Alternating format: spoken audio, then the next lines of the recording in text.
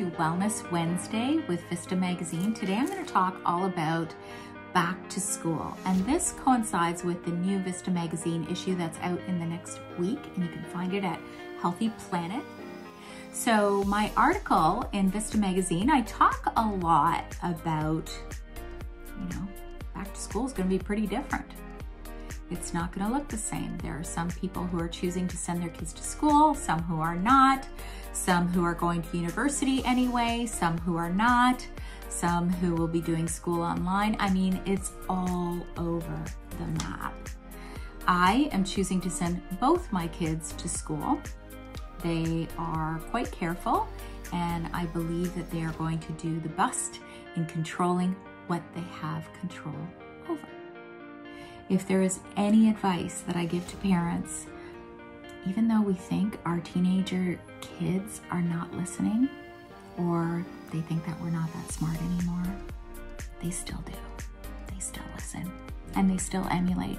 So parents, if we are walking around in paralyzing fear, that's not going to do any good for our kids, because when you are in a fearful, stressful state all the time, your cortisol levels are up all the time. And what that means is then your immune system can't do what it needs to do. And your immune system and your immune function becomes disabled. That is why that is the number one thing I want to talk about for back to school.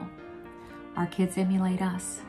Teach our kids, just worry about the things you have direct control over. The next thing I am going to talk about is teach your kids to eat whole, real foods. I know it's hard, trust me. I've got 2 teenagers and they love to eat their junk food, but they also know that that is not something you want to put in your body all the time. We need to live a life of balance, and that's just not for just us women over 40, but it goes for everyone. Whatever I talk about here supplement-wise is not medical advice. I'm providing you with the educational tools, and you will do what you will with your own practitioner. Talked about fear. Talked about teaching our kids what whole, real foods are. And things like, my kids actually know a lot about drinking calories. I have a real problem with that. Soda pop and sugary drinks and Gatorade. I'm like, there's better options out there. And so that is something that I actually talk to my kids about quite a bit.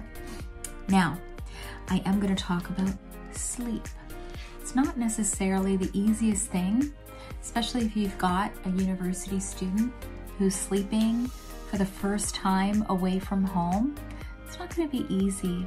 I actually have my son take half or a quarter even of melatonin, and he does this because he has a tendency to get, overstimulated by activity.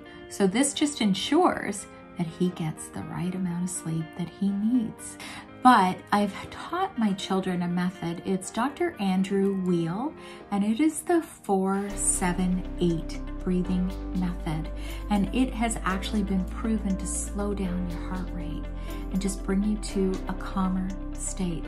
And all it is you breathe in for 4 seconds, you hold for 7, and you breathe out for 8. So it's 4-7-8. And you do that 4 times, definitely not when you're operating any machinery or anything like that. So you do that 4 times, and you do that as many times throughout the day as you need to. And that brings your cortisol down, that brings your stress levels down, and it brings you to a state where you're just more chill. I'm gonna talk about a few specific vitamins. So little tip for parents who have kids who are going away. I do this with my son.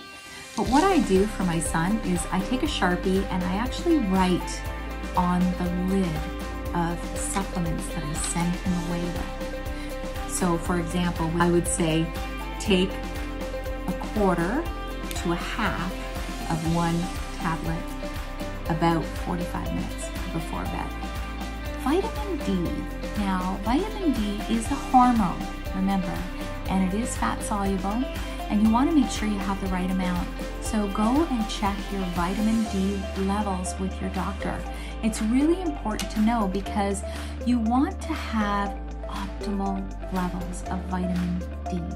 It is really important for the immune system.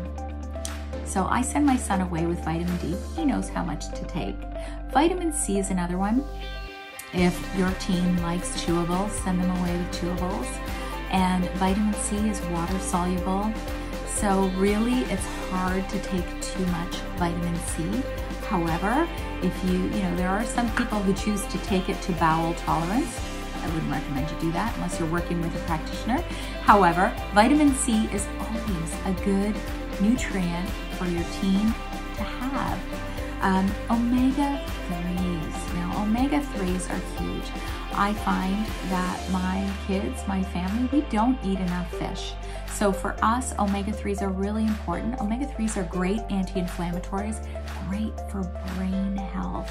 And what do these kids need? They need some help up there because we've got so many distractions out in the world right now and with electronics and phones. And so omega-3s are amazing probiotics because they're not necessarily eating their fermented foods. Probiotics are a great thing to take daily because it's just going to keep the intestinal flora from not getting overrun with bad bacteria. So that's basically it. Now, make sure you speak with your practitioner about these supplements. Make sure that they're right for you and the right dose for you and your family. So remember, stress relief, chronic fear, you want to help them keep that in check. You want their sleep to be as optimal as it can be. You want them to exercise and move. You have to teach your kids about what whole real foods are.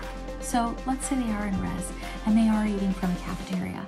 You want them to make, there's always the good, better, best choices. You want them to make the best choices that they can with what they have.